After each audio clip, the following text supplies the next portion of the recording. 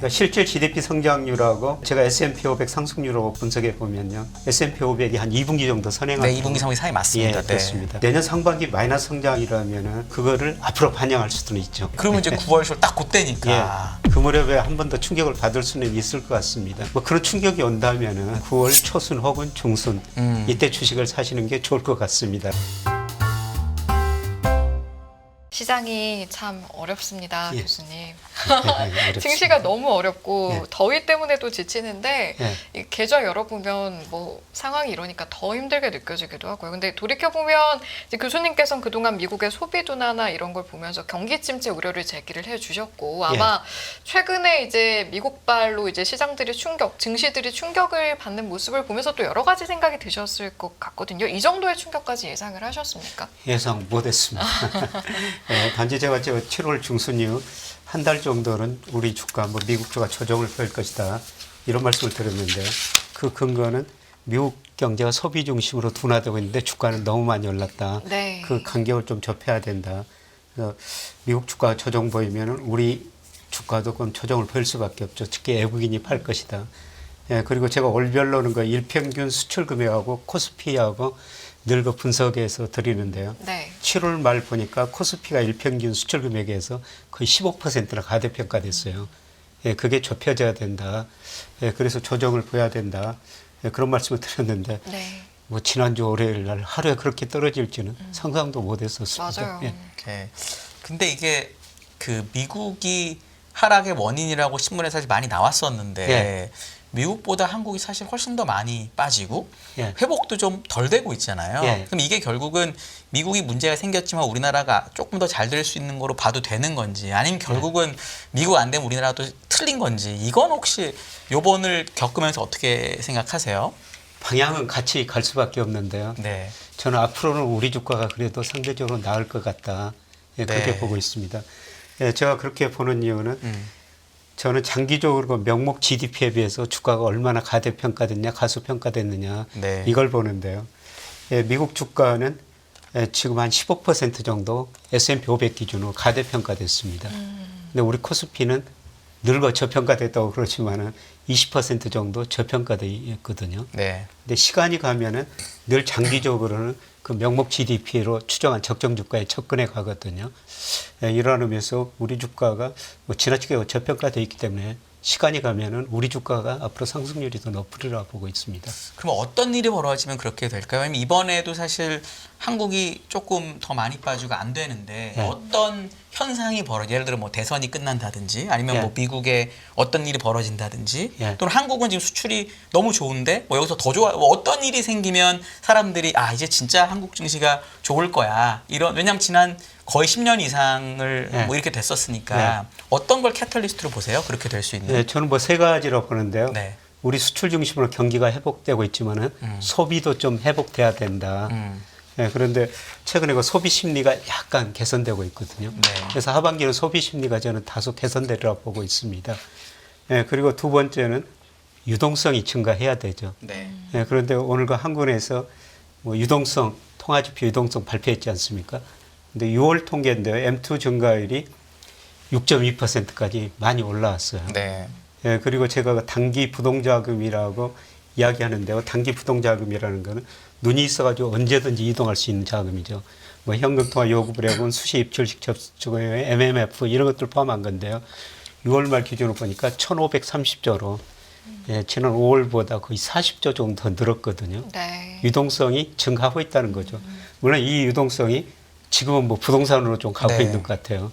예, 그러나 주식시장이 기대 수익률이 높아지면 주식시장으로 들어올 수가 있다는 거죠. 예, 그 다음에 세 번째, 환율이 좀 안정돼야 되죠. 네. 예, 환율이 안정되면 외국인들이 아마 그 주식을 더 살 겁니다. 예, 그리고 올해 우리가 미국 주식을 굉장히 많이 샀는데 이번에 미국 주식 산 분들 조금은 충격 받았으리라고 생각합니다. 네. 예, 그분들이 과연 그 미국 주식을 계속 살 것인가. 예, 저는 이번에 한 번쯤 생각해 볼 필요가 있다고 생각하고 있습니다. 그래서 미국 주식보다는 예. 상대적으로 우리 주식을 일부는 살 것이다. 네. 예, 그러한 의미에서 우리 주가가 좀 상대적으로 나으리라고 보고 있습니다. 네. 앞으로의 상황에 대한 이야기가 나온 김에 네. 저희가 앞서 이제 일부를 열면서 이야기했던 게 한국 증시가 약 한 달가량은 현 상태에서 크게 변하진 않을 것이다 예. 라는 시각에 대해서 이야기를 했고 또 그게 교수님의 최근 시각도 예. 이와 같다고 이제 저희가 알고 있어서 예. 지금 관건으로 보시는 게 9월 미국의 그 금리 인하율이라고 들었거든요. 여기에 예. 대한 의견도 들어볼 수 있을까요? 예. 예, 우선 미국 경제는 제가 보기에는 소비 중심으로 빨리 위축되고 있는 것 같아요. 이 그림을 한번 보시면요. 네.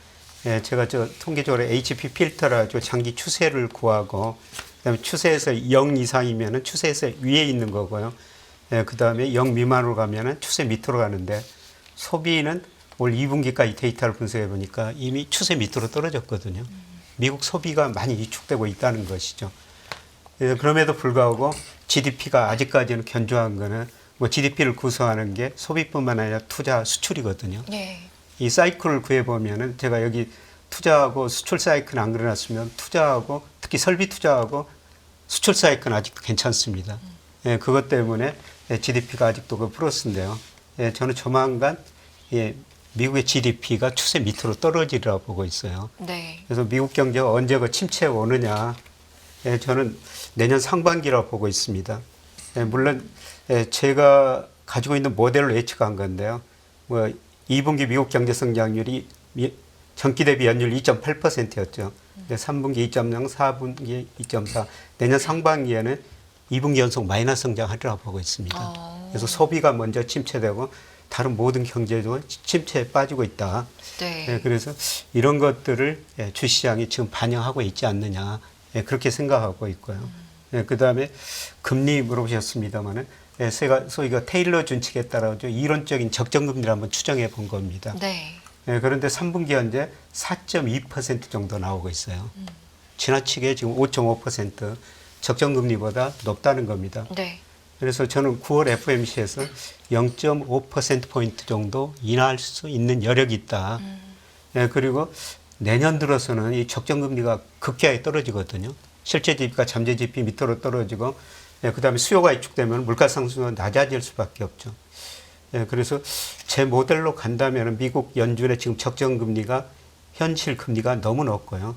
저는 빨리 인하할 수밖에 없을 것이다. 그렇게 지금 보고 있습니다. 네. 9월에 만약에 금리 인하를 50베이시스 포인트를 하면 예. 시장은 어떻게 반응할까요? 25를 지금 다 생각하고 있는데 예. 50을 하면은 생각보다 경제가 너무 나쁘다고 판단을 해서 주식이 충격을 받고 이제 가는 건지 아니면 금리를 선제적으로 인하해 줬다는 거에 기뻐하면서 주식이 반등할지 교수님 어떻게 보세요? 저는 지금이 그걸 반영했다고 보고 있습니다. 이미 조정을 했다. 예. 지금 미 10년 국채 수익률이 3.9% 안팎으로 네. 떨어졌지 않습니까? 네. 근데 장기적으로 보면은 미국 10년 국채 수익률이 연방 기금 금리에 비해서 1.8%포인트 정도 높았거든요. 장기 평균이. 그러면은 지금 10년 국채 수익률은 미국 연준이 금리를 많이 인하할 것이다. 그걸 반영해버렸다는 겁니다. 시장은 지금 채권 시장도 반영하고 주가도 미리서 반영했다는 겁니다. 그때 금리 인하하면은 저는 반등하리라고 보고 있습니다. 네. 만약에 금리가 이제 말씀하신 것처럼 원래 10년물이 기준금리보다 높아야 되는 건 장기적으로 맞는데 네. 단기적으로는 이제 기준금리를 올리고 예. 올린 상태에서 처음에 떨어뜨릴 때는 오히려 10년물이 낮은 상태로 좀 유지되는 기간이 있거든요. 그게 예. 19년에도 그랬고 뭐 예. 항상 그랬었는데 예. 그렇게 보면은 시장이 다 반영한 게 아닐 수도 있다. 예를 예. 들어서 금리가 내려가고 확 내려가고 나서 그때 이제 10년물하고 기준금리 역전이 해소되는 시기에 주가가 많이 빠지거든요. 예, 예. 이렇게 받아들일 가능성은 전혀 없을까요? 만약에 25 내리면 잘 안 그럴 것 같은데 50 내리면 혹시 시장에서 이거 문제 있다 이렇게 볼 수 있는 가능성은 없을까요? 그러려면은 뭐 네. 기업 수익 경기가 정말 빨리 둔화돼야 돼요. 네. 네. 네, 그런데 제가 보기에는 올 4분기까지는 마이너스 성장은 안 할 거라는 겁니다. 네. 그래서 2분기도 미국 S&P 500 기업 수익 보면은 두 자릿수 이상 증가했지 않습니까? 3분기까지는 그렇게 빨리 떨어지지는 않으리라고 보고 있어요. 네. 그게 저는 내년 상반기라고 보는데 그걸 미리서 내년 상반기 거를 주가 미리서 앞당겨 반영할 수는 있죠. 보통 한 그래도 예. 2분기, 3분기 정도 보통 먼저 반영하던 경향이 있긴 하더라고요. 예. 네. 그러니까 실질 GDP 성장률하고 제가 S&P 500 상승률로 분석해 보면요. S&P 500이 한 2분기 정도 선행하고 네, 2분기 상황이 맞습니다. 예, 그렇습니다. 네. 근데 내년 상반기 마이너스 성장이라면은 그거를 앞으로 반영할 수도 있죠. 네, 그러면 이제 9월 초 딱 그때니까. 그 무렵에 한 번 더 충격을 받을 수는 있을 것 같습니다. 그런데 뭐 그런 충격이 온다면은 네. 저는 주식을 살 때다. 네. 그럼 지금보다는 오히려 9월 18일 FOMC를 보고 예. 충격이 있을지 없을지 확인하고 미국 주식이든 한국 주식 하는 게 낫다. 혹시 이런 쪽이신가요? 아니면은 저는 9월 뭐 초까지는 조정을 보이리라고 보고 있고요. 지금 제 유튜브에서 계속 말씀드리고 있습니다만 9월 초순 혹은 중순 이때 주식을 사시는 게 좋을 것 같습니다. 그럼 FOMC를 차라리 보고 그냥 18일이니까 그게 더 안전하죠. 그게 안전하겠네요. 네, 더 안전하죠. 네, 알겠습니다. 그런데 리스크를 감당 좀 하실 수 있다면은 좀 미리서 사시는 게 좀 더 나을 것 같아요. 그렇죠. 왜냐하면 또 안 받을 수도 있으니까. 물론 더 그때 가면 싸게 살 수도 있는데요. 네. 나눠서 사시면 될 것 같습니다. 네. 절반 정도. 분할이 알겠습니다. 한상답니다. 알겠습니다. 그러면 최근에 아마 이제 폭락 상황을 겪고 나서 이제 각 주체별, 투자자별 이제 수급들은 어떻게 움직이는지 매매 동향도 좀 눈여겨 보셨을 것 같아요. 혹시 좀 눈에 띄던 부분이 있던가요? 예, 뭐 1월에서 7월까지는 외국인들이 한 코스피스에 한 23조 정도 샀죠. 네. 그거를 개인들이 한 13조 팔고 나머지를 또 기관들이 팔았었죠. 그런데 이제 8월 들어서는 외국인들이 많이 팔고요. 기관들 팔고 우리 개인들만 샀습니다. 네. 근데 어제 오늘은 좀 외국인들이 사고 있는데요. 그런데 제가 25일 각 경제 주체 순매수하고 코스피하고 상관계수를 구해 보니까요. 개인은 상관계수가 최근 25일 이동평균하고 코스피하고 상관계수 구해 보니까요. 마이너스 0.92 정도 나옵니다. 네. 개인이 사면 주가가 떨어졌고 개인이 팔 때는 주가가 올랐다. 네. 그다음에 외국인은 0.94 정도 상관계수가 굉장히 높게 나오거든요. 그러니까 결국은 우리 주식은 외국인이 사야지 오른다. 네. 올 상반기 전체적으로 그런 결론으로 귀결이 되나요? 그래서 언제 외국인이 살 것인가. 지금 7월까지 많이 사다가 8월에 팔았습니다만 저는 다시 살이라고 보고 있습니다. 관련되는 게 그래서 외국인들이 미국에서도 반도체 업종을 사실 많이 팔았고 예. 반도체 업종 자체가 고점에서 20% 이상 빠졌다가 지금 이제 꽤 많이 회복을 했는데 예. 결국 AI가 뭐 돈을 못 번다 이런 것 때문에 때린 거잖아요. 예, 예. 그리고 어제 같은 날 엔비디아가 많이 올랐는데 SK하이닉스나 한미반도체 같은 HBM 관련 반도체, AI 반도체는 못 오르고 이러면 예. 사람들이 느끼기에 AI가 문제가 생겼기 때문에 미국 종목은 버티는데 한국은 못 버티는 거다. 예, 예. 그럼 외국인들이 굳이 한국 종목을 사야 될까? 이런 질문이 있을 수 있는데 예. 그건 어떻게 보세요? 그런데 반도체 주가 그 영업이익 보니까 주가 거의 1년 정도 선행해 버리더라고요. 그렇죠. 네. 그래서 내년에가 SK 하이닉스 이익이 얼마나 늘어날 것인가, 삼성전자 이익이 얼마나 늘어날 것인가, 그걸 보거든요. 그래서 제가 애널리스트 자료, 뭐 컨센서스 이런 거 보는데 SK 하이닉스는 내년에 별로 늘어날 거로 보지 않더라고요. 애널리스트 전망치입니다. 네. 근데 삼성전자는 많이 늘어나고 있어요. 네. 그래서 제가 지난달 이 방송에 와가지고 저한테 고르라고 그러면은 저는 삼성전자 사겠습니다. 실적이 더 내년 좋으니까. 예, 내년도 좋으니까요. 근데 SK 하이닉스가 내년 실적이 올해보다 많이 좋아진다면은 더 오를 수가 있죠. 그런데 제가 뭐 SK 하이닉스 실적을 전망할 수 없죠. 그렇죠. 네, 그래서 네, 저 네. 애널리스트들 자료들을 계속 쳐다보고 있는데요. 내년에 그렇게 좋아진 거로 보지 않습니다. 그러면 SK 하이닉스는 근데 삼성전자 실적은 그렇게 좋은데 SK 하이닉스는 덜 좋은 이유를 잘 모르겠어요. 네. 애널리스트 예상치를 보니까. 그런데 삼성전자는 일부 애널리스트들은 내년에 영업이익 60조 이상도 보더라고요. 네. 그렇게 뭐 그런 수치가 나온다면 삼성전자 주가는 더 오를 수가 있죠. 그럼 외국인들이 어차피 반도체 이익이 중요한데 예. 어쨌든 우리 대장주인 삼성전자의 추정치가 내년에 많이 늘어나니까 예. 그럼 지금이 일단 너무 장이 좁혀졌고 변동성이 크니까 미국 거를 사지만 예. 이게 좀 안정이 되면은 이익이 늘어나는 우리나라 반도체도 살 수 그렇죠. 있다 이렇게 보시는 예. 거죠. 예. 그럼 뭐 AI 외국인들 입장에서는 포트폴리오 조정해야 되니까. 그렇죠. AI가 버블이라고 하는 거에 대해서 혹시 어떻게 생각하세요? 예, 저는 뭐 거품이라고 생각합니다. 그럼 반도체를 좀 그런 거 아닌가요? 그게 사이가? 박스권이라는 겁니다. 네. 그러니까 제가 지난번에 나와가지고 저 센터장님하고 말씀드릴 때 네. 미국의 AI가 과연 IT처럼 미국의 생산성을 증가시키고 공급 곡선을 우측으로 이동시킬 네. 것인가. 네. 근데 IT 혁명 때는 공급 곡선을 우측으로 이동시켜가지고 미국 경제가 고성장 저물가를 동시에 네. 달성했거든요. 네. 네, 그런데 아직 AI 생산성 통계가 안 나오고 있어요. 못 나오죠, 아직은. 네. 더 지나야지 나오겠죠. 네.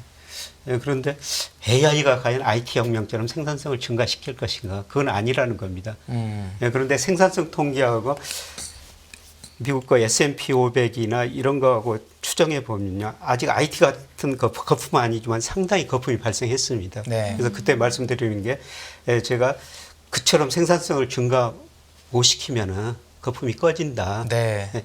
그래서 그때 제가 뭐 이것도 아니고 저것도 아닌 소리가 될 수가 있습니다만은 AI 파티는 즐겨야 됩니다. 네. 그러나 출구 곁에서 즐기시는 게 좋을 것 같습니다. 빨리 나갈 수 있게. 예, 네. 그런 말씀 지난번에 드렸는데, 예, 그런데 제가 보기에는 미국의 생산성이 그렇게 증가하지는 않을 것 같아요.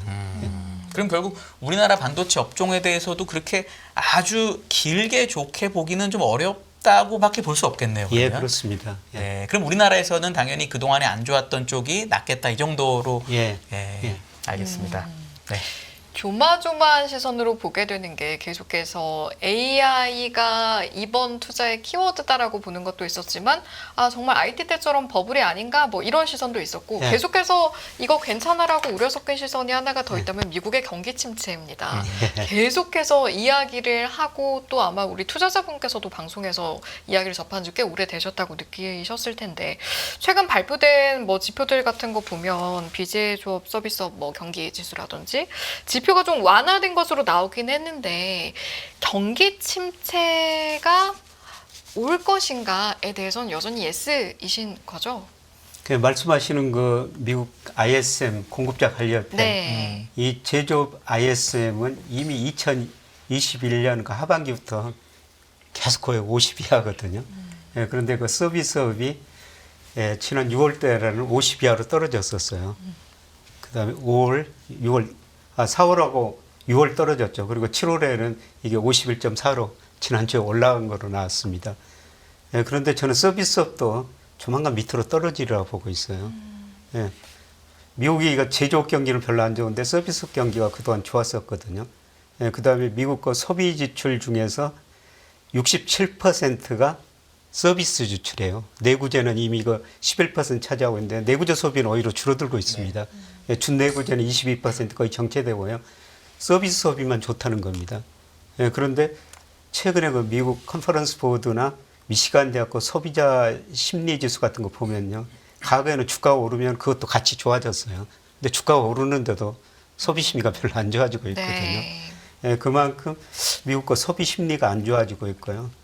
예, 그렇기 때문에 저는 미국 사람들이 외식 덜하고 영화 덜 보러 다니리라고 보고 있습니다. 여행 덜 가고요. 그래서 조만간 서비스업 제조업 지수 같이 좀 50 이하로 다시 떨어질 거라고 보고 있습니다. 근데 문제는 제가 내년 그 1, 2분기에 마이너스 성장할 수가 있다 이런 말씀을 드렸습니다만은 네. 이게 얼마나 경기 깊은 침체냐 아니면은 얕은 침체냐. 예, 그런데 저는 깊은 침체라고 보지는 않고 있고요. 예, 미국 GDP가 내년에 1분기에 마이너스 0.1, 2분기에 마이너스 1.8로 제가 전망해 놨습니다만 이 정도면은 실제 GDP가 잠재 GDP의 한 0.7% 밑에예요. 심각한 침체는 아니라는 네, 거죠. 네. 예, 그리고 내년 하반기는 다시 플러스 성장으로 돌아설 거라는 겁니다. 그럼 저 그림으로만 보면 주식은 사실은 미리 반영을 하니까 예. 9월이든 10월이든 조정이면 이제 사서 그냥 가져가야 되겠네요. 예, 저 저는 그렇게, 그림대로라면. 예, 그렇게 보고 있습니다. 그 제가 뭘 해봤냐면 8월에 OECD 경기 선행 지수가 안 나와가지고 예, 안 그 나오죠. 경기 선행 지수의 항목들을 다 해갖고 한번 대신 계산해 보니까 예. 그러니까 경기 선행 지수하고 계산한 거는 모양이 다르긴 한데 예. 어쨌든 8월 달이 잠재적으로 계산해 보면은 올라오게 계산이 되긴 하더라고요. 예. 그 항목을 갖고 해보니까 예. 그러면 시장에서 걱정했던 것처럼 경기가 너무 나빠서 망가졌다기보다는 예. 그냥 사람들의 오해 때문에 그런 게 아닌가라고도 생각이 되는데 예. 만약에 내년 상반기에 경기 침체가 지금 올 것처럼 보셨는데 안 오면 예. 그러면 주식은 그냥 계속 가는 건가요? 아니면 금리 인하가 없어져서 다시 또 어떻게 될까요? 그렇게 되면 뭐 경기 침체가 안 온다 그러면은 네. 더 오르겠죠. 금리를 금리. 안 내려도 그리고 금리는 저는 내릴 거라고 보는데요.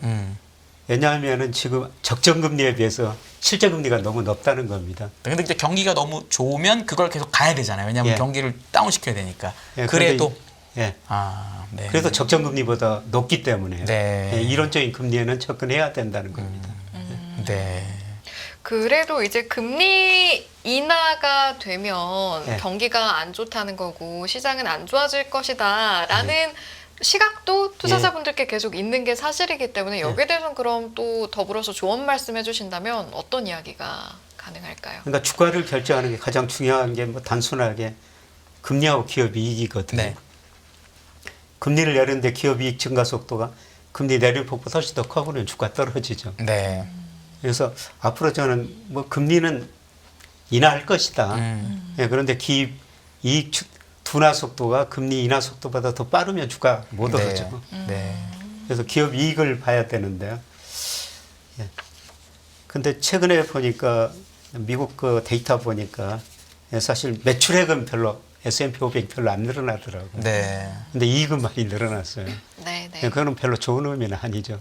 뭐 비용 전략이나 다른 의미에서 미국 기업 이익이 늘어난다는 겁니다. 그래서 매출액도 증가하고 이익도 증가해야지 그게 좋은 건데 네. 조금 그 질적인 차원에서는 문제가 좀 있는 것 같습니다. 그런 거를 지금 주가가 반영하지 있지 않느냐 그렇게 네. 생각합니다. 네. 박 교수님 오셔가지고 이제 N이 항상 좀 저평가돼 있고 N을 사야 된다고 얘기하셨는데 지금 N이 많이 예상대로 많이 강세로 바뀌었잖아요. 예. 근데 이게 이제 N 캐리 트레이드 청산 영향이다 뭐 별의별 말이 상당히 많은데 이 N 캐리 트레이드 청산 그다음에 N화 강세 이런 부분에 대해서 혹시 얘기해 주실 게 있으시면은 지금 되게 궁금할 것 같아요 투자자분들이. 예, 이게 뭐 N달러 환율하고 N캐리 트레이드 지수라는 건데요. 뭐 거의 같은 방향으로 움직이죠. N캐리 트레이드 지수라는 것은 뭐 엔화 환율 그다음에 자금 이동 뭐 미국에서 아니 일본에서 얼마나 자금 이동이 일어난가 이걸 그 종합적으로 고려한 지수라고 그럽니다. 예, 그런데 거의 같은 방향으로 움직이죠. 네. 예, N달러 환율이 7월 3일 날 거의 162엔까지 갔거든요. 예, 그런데 뭐 일본이 금리 인상하고 이게 142엔대까지 한때 떨어져 가지고 또 N캐리 트레이드 이게 갑자기 많이 청산됐죠. 네. 예, 그런데 아직도 좀 남아있기는 남아있는 것 같습니다. 지금 148인가 그렇잖아요. 예, 지금. 지금 147, 148엔에서 움직이고 있는데요.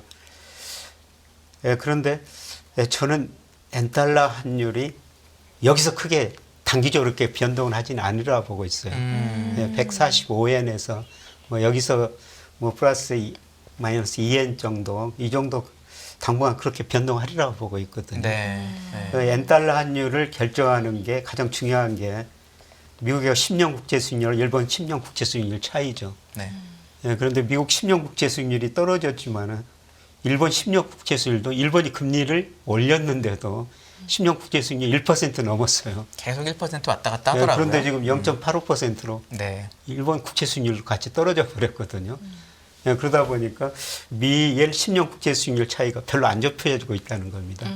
이런 의미에서 N이 여기서는 크게 하락할 것 같지는 않습니다. 네. 물론 중기적으로 보면은 N이 지금도 저는 저평가되어 있다고 생각하고 있고요. 중기적으로 보면 또 떨어질 가능성이 높은데 예, 단기적으로는 여기서 뭐 급락할 가능성은 좀 낮아 보입니다. 네.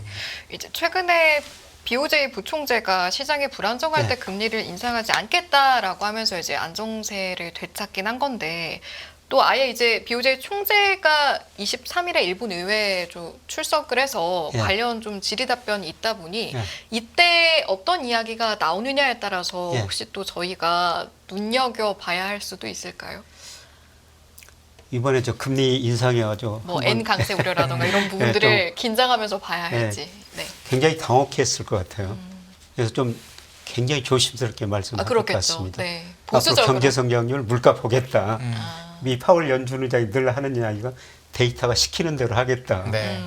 아마 일본의 총재도 그런 이야기를 할 것 같습니다. 예, 그런데 이번 주에 일본의 그 2, 3분기 GDP 속보치가 발표되지 않습니까? 네네. 1분기 마이너스 성장했어요, 전분기 대비. 근데 2분기는 플러스 성장하리라고 보고 있는데요. 예, 그런데도 올해 일본 경제가 뭐 블룸버그 컨센서스 같은 거 보면은 뭐 0.6%거든요. 실질 GDP 성장률이. 근데 물가는 거 2% 약간 넘게 보고 있는데요. 뭐 경제가 0.6%인데 앞으로 금리 올리기는 쉽지 않을 것 같습니다. 네. 제가 이게 좀 이번에 약간 이해가 안 됐던 게 yen이 162엔에서 140엔 초반까지 떨어졌는데 네. 달러 지수의 약세폭이 생각보다 크지 않더라고요. 예. 그러니까 결국은 옛날 같으면 yen을 샀으면 예. 그거랑 같이 유로화도 사고 파운드도 사고 보통 비달러 통화를 바스켓을 많이 사는데 이번에는 약간 yen만 강해지고 예, yen만. 그러면서 생각보다 달러가 안 약해서 원달러 환율이 생각보다는 많이 안 빠지더라고요. 예, 그렇습니다. 요게 위안화랑 동조화가 되는 건지 yen이랑 되는 건지 아니면 어떤 식으로 되는 건지 달러 환율, 원달러 환율에 대해서도 좀 얘기해 주시면 좋을 것 같아요. 우리 저 원달러 환율은 중기적으로 보면 과거에는 엔달러 환율로 상관계가 높았거든요. 네. 예, 그런데 뭐 2010년 이후로는 위안화 환율하고 네. 우리 원달러 환율로 상관계가 훨씬 더 높습니다. 네. 그러니까 대표적으로 국제결제은행 BSI에서 그 실질 실환율 추정하지 않습니까? 예, 그런데 각 국가의 가중치를 돕는데요. 중국 비중이 33%예요. 네. 미국 비중 13%밖에 안 됩니다. 예, 그만큼 우리가 적정 환율을 계산할 때 중국 이한 환율을 중국 비중이 33%니까 중국을 더 중시한다는 겁니다. 그러니까 우리 환율은 엔보다는 그 위안 달러하고 더 같이 움직일 수밖에 없는 것 같습니다. 네. 그러면은 지금 1,370원까지 다시 또 올랐는데 네.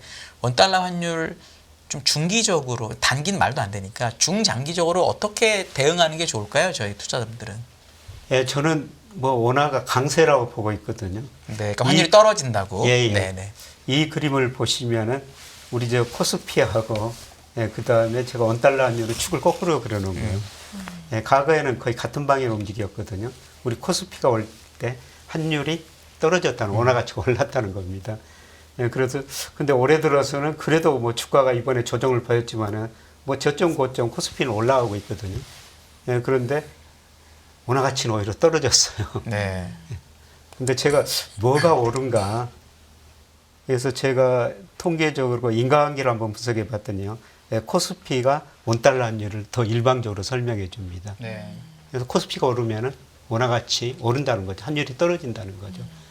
예, 그래서 저는 뭐 우리 코스피도 저평가되어 있고요. 우리 원달러 환율도 우리 환율을 결정하는 한미 금리차 경상수지 그다음에 이한 달러 환율 뭐 달러 지수 이런 것까지 평가해 보면은 원화 가치가 지나치게 저평가되어 있거든요. 예, 그래서 저는 앞으로 외국인들이 우리 주식을 사면서 환율도 떨어지고 주가는 올라갈 것이다 그렇게 보고 있습니다. 이게 혹시 국내 그 서학개미라는 투자자분들이 예. 엄청나게 많은 돈을 이제 외국 주식을 사고 있고 예. 그리고 국내 대기업들도 이제 수출 대금을 받으면 환전을 바로 하지 않고 외화로 많이 운용을 하기 시작을 했거든요. 금리가 예. 미국 금리가 더 높은 바람에 예, 예. 그 효과로 지금 주식하고 환율이 방향이 달라졌다고 얘기하는 것도 있는데 요게 좀 바뀔 수 있을까요? 시간이 지나면? 예, 지금 우리 경상수지 흑자가 상반기에 377억 네. 달러 났거든요. 네. 올 연간으로 800억 달러 정도 넘을 것 나겠죠. 같아요. 네. 예, 그런데 경상수지가 그렇게 흑자남에도 불구하고 그 경상수지 흑자가 해외 직접 투자, 증권 투자로 다 나가버리거든요. 금융계정을 통해서. 네. 예, 그래서 경상수지 흑자가 환율에 미치는 영향은 과거보다 굉장히 줄어들었어요. 네. 예, 그럼에도 불구하고 제가 우리 환율을 결정하는 요소 보니까요. 우리 환율 변동의 약 12개월 후는 경상수지가 한 10% 정도 설명해 줍니다. 네. 예, 그리고 우리 경상수지가 3개월 이동평, 경상수지는 월별로 변동성이 심하니까요. 이 우리 코스피에 한 5개월 정도 선행을 해요. 네. 경상수지 3개월, 아니죠. 3개월 이동평균이. 이동평균이. 예. 그러면 그거로 보면요. 올 4분기 우리 주가 많이 오릅니다. 그 환율도 많이 떨어지고 그러면은 해외 주식 사는 것도 조금 둔화되고 그다음에 기업들이 지금 달러를 갖고 있는 것도 미국 금리가 떨어지니까 좀 달러를 원화로 바꿀 유인도 생기고 뭐 예. 이런 것까지 같이 맞물리나요? 예, 아니면 이거는 계속 그냥 가는 건가요? 계속 기업들은 해외 투자할 것 같아요. 개인 투자자분들도 미국 주식 계속 사시고 계속 사시기는 사시는데 네. 이번에 좀 근데 이번에 사실 한국이 더 빠져가지고 오히려 또 이번에 아 그래 미국이다 이런 분들도 계실 것 같아서 예. 주신 분들이 워낙 많아서. 예, 그래서 뭐 예, 그런데 일부 제가 뭐 한 증권사 지점에서 강의도 한번 해봤었습니다만 네.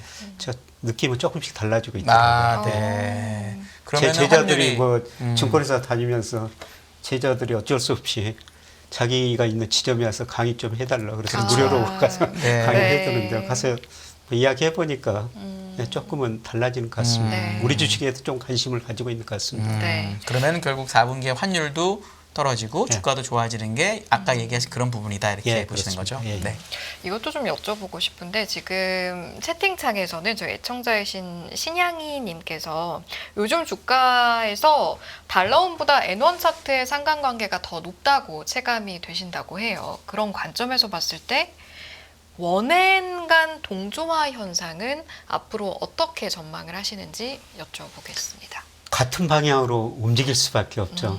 앞으로 네, 그런데 더욱더 강화가 누가 될까? 이제 강세를 더 보이느냐. 아, 네, 그런데 국제결제은행 같은데 평가를 보면요, 엔화가 한 30% 정도 가소평가됐거든요. 네. 그러니까 엔화가 상대적으로 좀 강세로 보일 수가 있죠.